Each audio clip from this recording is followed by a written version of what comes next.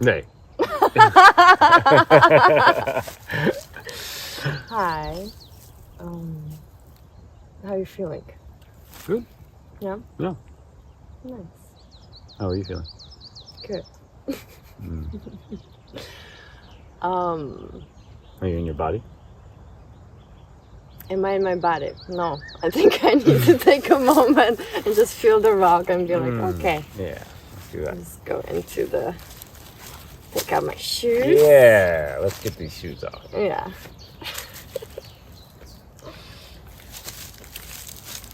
Yeah, it feels good. Feels good. Let's jump in. Here we are. Here we are. Kick us off. Here we are. So... Where are we? We are in Celtic Oppidum. In Czech we say Celtic Oppidum, which means that this used to be a land run by Celts, and they had some kind of castles here, and so we're in the ruins of that. And I believe these rocks are part of it still. Yeah. I can feel the elfish, Yeah, you Celtic. You can really feel the vibration as soon as you walk into these woods. It feels like there's something. It's one of these times where it feels like something starts to just play in the background of consciousness. When we came last week, and the first time I walked in, I got this I felt like I was high. No, I felt the field, entering into the field. And I think it says we're in the gateway, so that feels good. We're in the gateway. I just want to drop in with myself.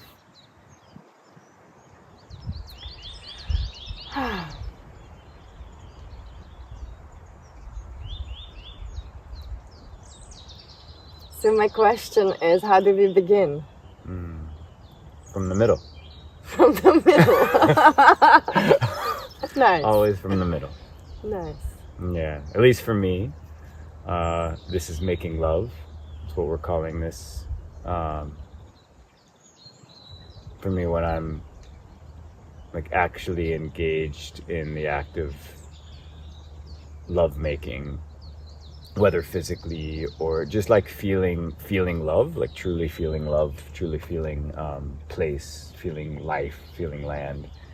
There's this level of not knowing where the fuck I should be, and just being oh God, I gotta find my way. So I think that's what I mean by starting in the middle. It's if I've got anything in my head and I've got too much of a plan, then I can find my way to lovemaking, but it's not actually like that from the beginning. It's actually so I feel like we're in.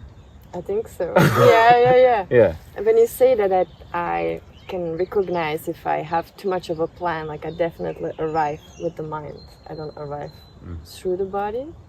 And I think lovemaking is not happening from the mind. I would love to know a little bit about the lovemaking and how, because I know this is a vision of yours that I felt resonance, and I was oh my God, I wanna do this with you. But I know that it came to you as a vision, and I would love for you to share. Thank you.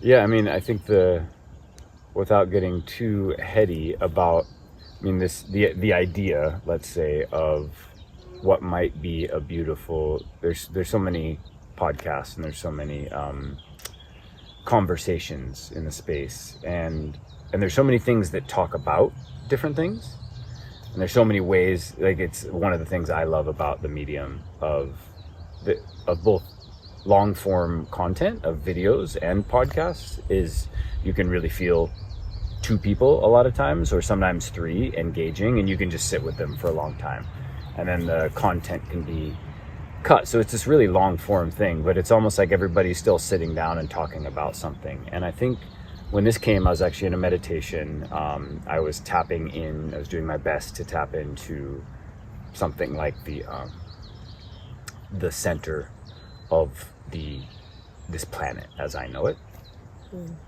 And I was in a container that was on Zoom. It was probably it was a few years ago. And I'd had sort of this interaction with a woman who was on Zoom, and I'd never had an interaction since. I think we had like a small email interaction, but so the video, or the idea for essentially a storytelling of two people getting to know each other through a podcast, but engaging in, so the title Making Love came because getting to know someone is actually making love. Like I don't see making love as having to be necessarily physical, and certainly not having to be a lingam and a yoni doing a thing, right? Like I think it can be it's so many different things. I can make love with food. I can make love with a tree. I can just make love by listening to somebody, and I think we can all feel that. So there was just this idea about, wow, wouldn't it be interesting to follow attraction with somebody, whether in the same physical space or not, and get to know them, and then just to see what came through the story.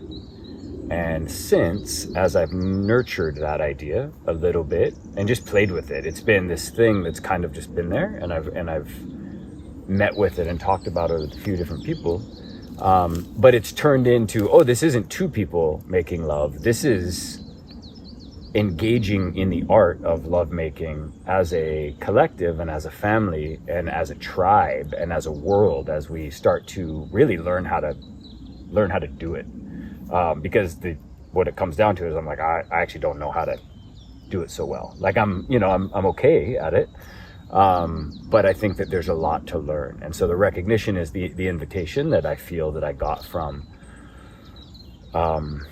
the spirit of Earth is start to have a large scale conversation and a many conversations, and just allow ourselves to follow what turns us on, and follow the next move, and allow ourselves to show up kind of nervous and not knowing what the hell we're going to do, and be like, oh, that feels good.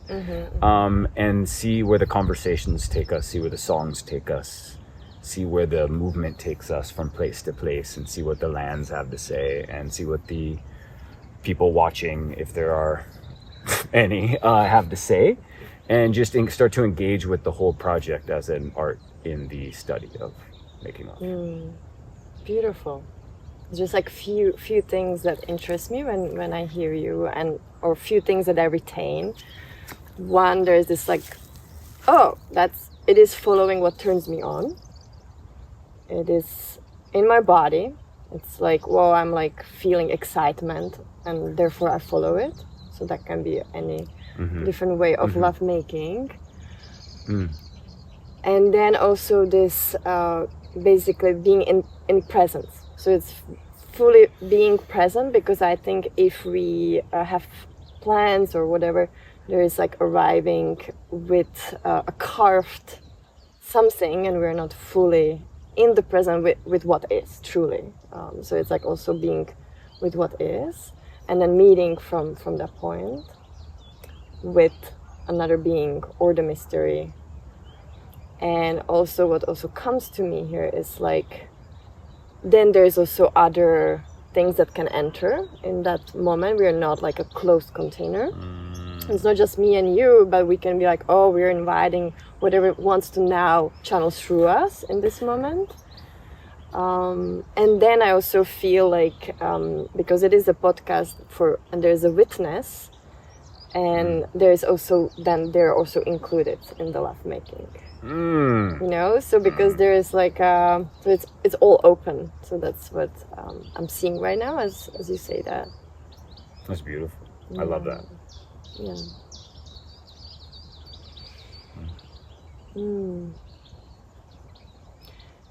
Yeah, and as you said, like also with being present, and I think we both are right now sitting on these rocks, and we started like by the where are we? Then it kind of brings me to, I kind of want to speak about that actually, about where are we? And this moment. Mm-hmm.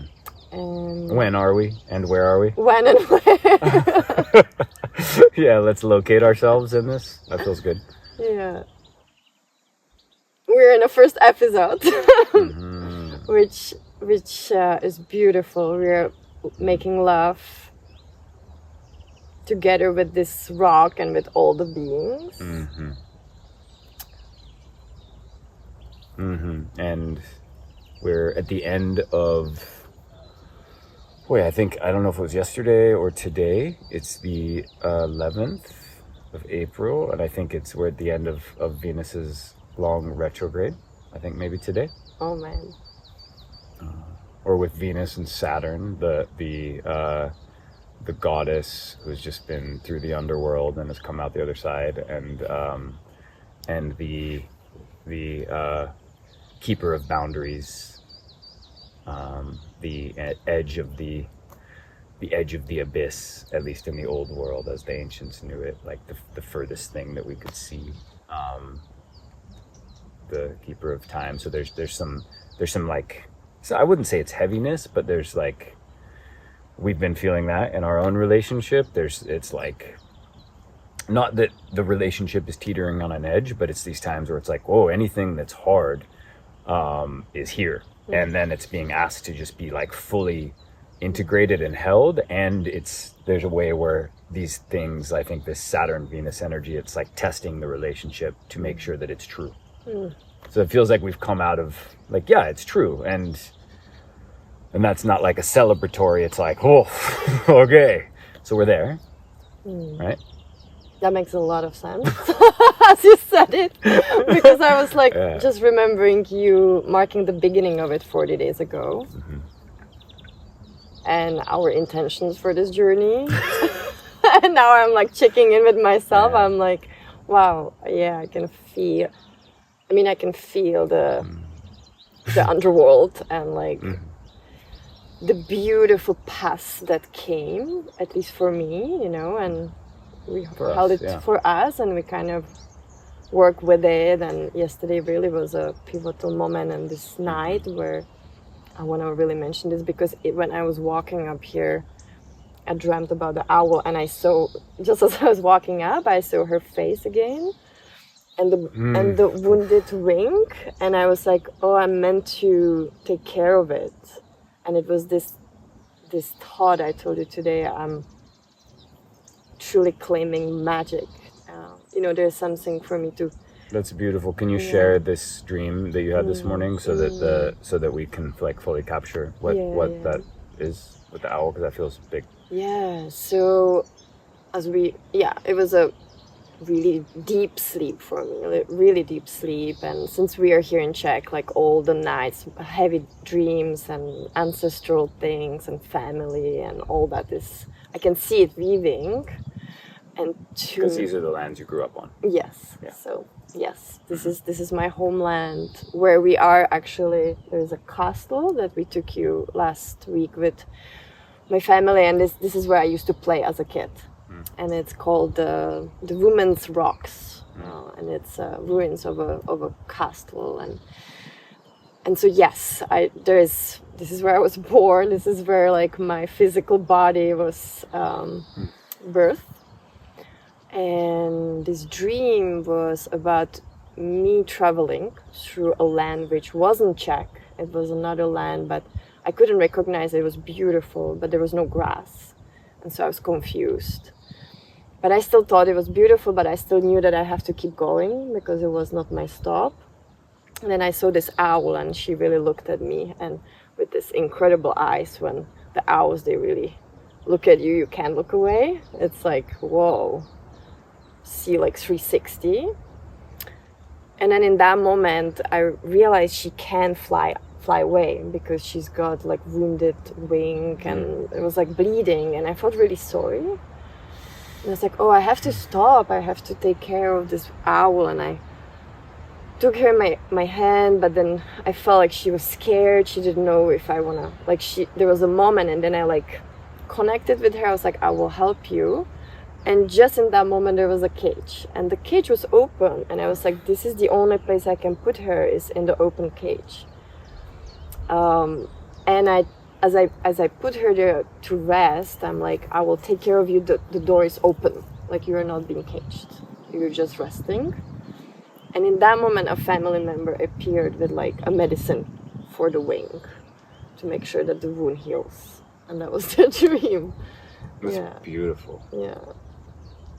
So you're nursing some wing, and maybe we find out. I feel too, when you talk about these eyes with owls, for me, owls very much, like, I think that their medicine has something to do. One, they're incredible hunters, maybe some of the best hunters there are. So, but they're usually not hunting. You know, there's a way where a hawk is always looking or something, and an owl is, to me, just chilling. And from the dark, and to me, I really think that they see through what we call dimensions, but they see through worlds. They see, it's like they're seeing from and to all the different worlds. It's like they're seeing everything. So that 360 degrees is actually representative, I think, in maybe like a shamanic tradition or a shamanic way of they're seeing all of the truth and all of the levels of reality and all of what the underworld and the middle world and the upper world and the demons and the angels that are us, and all of the things playing out. And so to me, that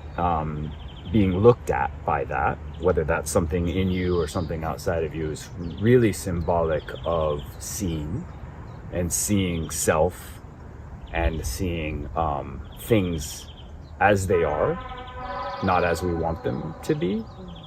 And I think in maybe then the when are we, it's this Venus retrograde, but obviously we're also in a time here in April of 2025 where like you can just feel the energy field of the we're in the middle of we're on the edge of Eastern and Western Europe, and you can just feel the energy field here in Europe just getting like tense without, it's almost like people are like no, like they're not coming to consciousness with it, and the leadership is doing what the leadership does, and the power structures are doing what the power structures do, and there's saber rattling, and there's financial things, and there's AI, and there's all these things. It's like things are getting hot, and so I think there's something quite beautiful about this, and it feels like a time to put this a cage for healing. Makes sense. What you said about this energy of Europe, because I mean, we came to Europe, we were both like, whoa, okay, this is a whole other story, and I haven't been here for 2 years, so I also came with the intention to feel it, like truly for what it is. And when we came to my homeland, it was like, whoa, there's so much memories, so much imprints that they always affect my point of view, like, so try to remove them. And until now it's been hard, but I've been successful, being like, oh wow, okay, I can let go of that, But what I do feel in my people is this, first of all, there's strength, there is so much history, there is so much pain, there is so much wisdom that they carry, and they're authentic, like the authenticity, they're real, you know, we both like, I feel they're real, and I actually appreciate it now more, because I'm like, oh, like they're not always nice, and that feels good, or like you can feel them, but then also there is like a sleepiness that is so old. And I think you mentioned when we came here that I told you that Czech is like, for me, I always thought it was like the heart of Europe, and you said it was the third eye of Europe that is like sleepy. And I thought it was such a beautiful metaphor for this land, because so many visionaries, so many writers, so many incredible artists came out of here. But since the communism, something is like, it really is sleeping, but it is like layers, and I also feel underneath there is like something that wants to break through, but there is a lot of like resistance to look at the reality, and with what's going on in the world, and Czech being always in this like, oh, we just follow, we don't take our own, I that's my personal opinion, but it's like we don't actually look what's going on in Europe. We just follow European Union, or we follow. There is that like sleepiness of, and also unwillingness to fully see what is, and so it creates a little bit of like, oh, as long as we're in this little country and we don't have any problems here, we'll just look in the inside of the circle. So there is also a little bit of closeness that I think you too feel. Like I don't feel like, oh, I feel more like, whoa, okay, like I'm contained. I mean, it's a place for a cage with an open door, it feels like. Yeah. Like I feel that, yeah. And the third eye, I mean, I feel, yeah, for me, that's not, I felt that when we came, because you can really feel the art, and you can feel like the fairy tales, you know, and the stories. The story. But it's like, it's just right there, and it's a bit alive. It's like, even in the cities, even in the urban places, there's a bit of what we might refer to as magic or life that, at least for me, coming from America, the West Coast, it's like in the urban environments, it's a bit flat, where it feels like you can hear the symphony playing behind the scenes, but it's a dream. Like, to me, the third eye, when you say that, when you're like, it's closed, what do we do if we're sleeping? We're dreaming. And the third eye is, to me, it's like levels of reality. It's able to access all of them, and it can then just be like, I'm gonna go into the like the one with like a castle of grilled cheese, and just like stay there, because it's painful out here, and so I'm gonna stay asleep. And that is what it feels like. And I think it's here in the culture. It's here in a lot of ways. That heaviness, you can really feel it. And I think you and I are like, oof. It's beautiful, but it's heavy, not in a way where like it feels like there's something being received, almost. Like there's gifts in the heaviness, but it's still, for me, I've had to really be with my body practice like a few times a day to just like get my heart rate up, because I can just feel, if I didn't, I would just become like lethargic so fast. And it's very similar to the place that I grew up on, the lands that raised me. There's a similar, it's really easy to just be gone, essentially, just be away from your body, and just be sort of like la la la la la, and not even sort of be connected to what's actually happening.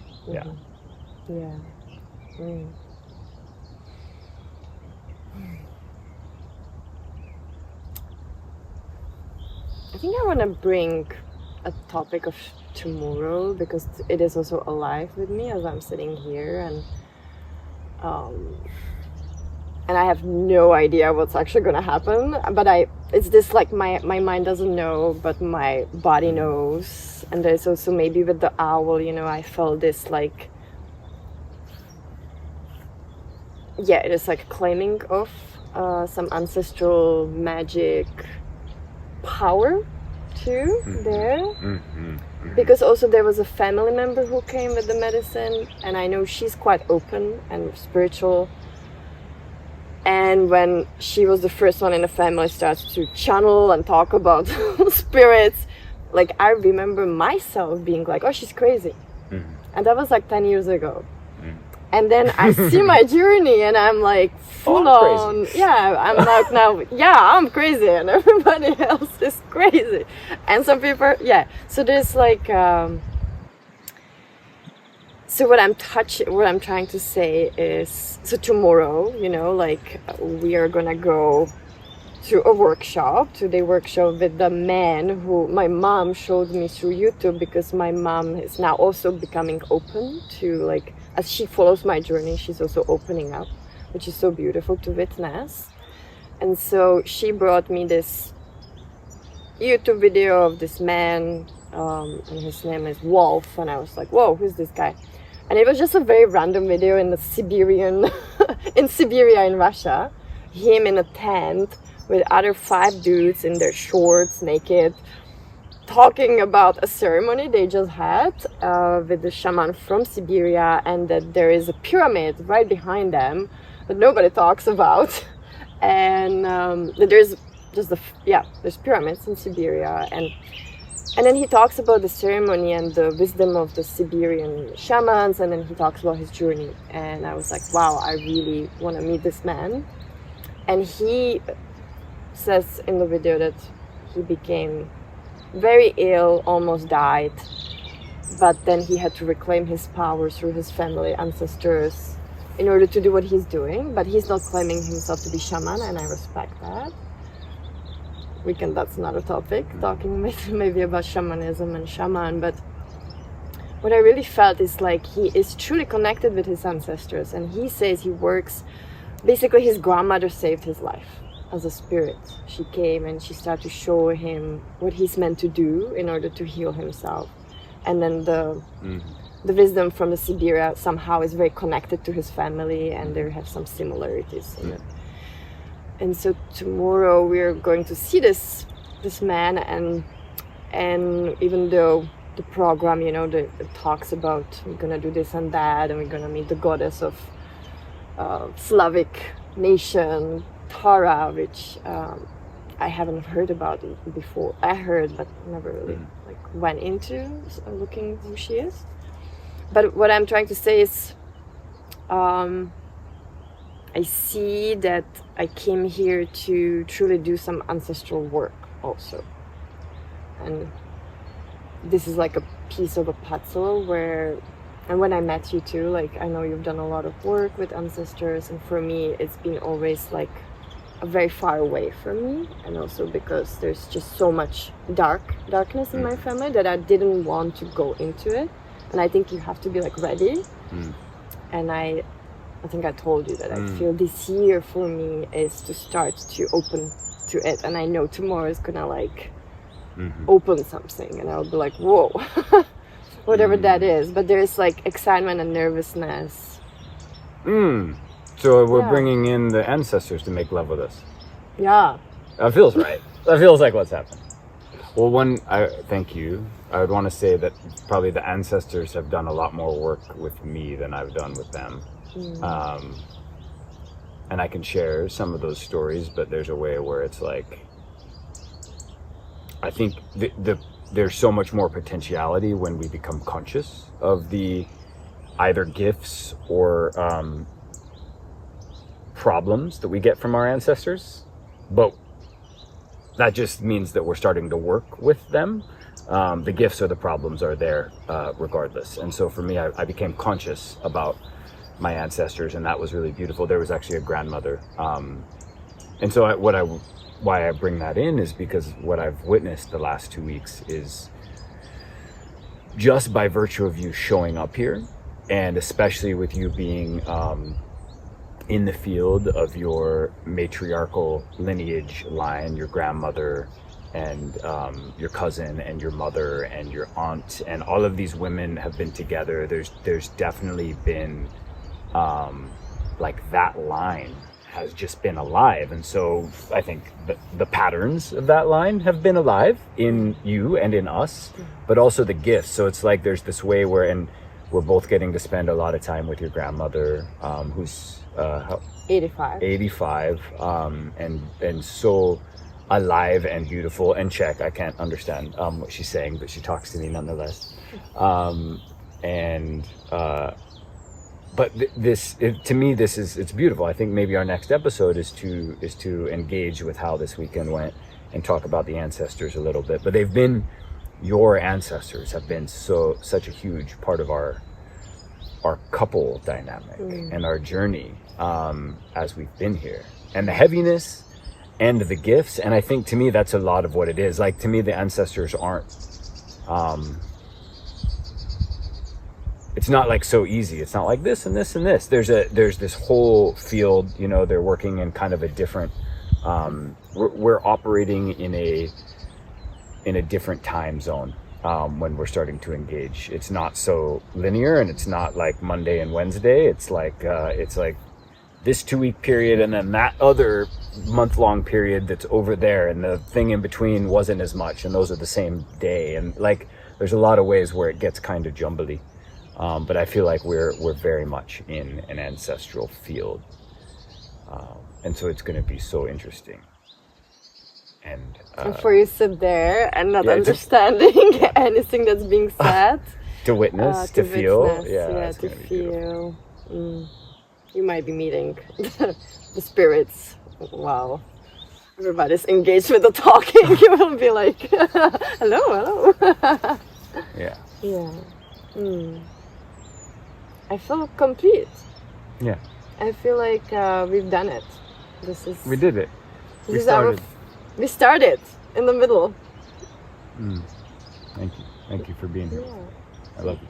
Thank you. I love you too.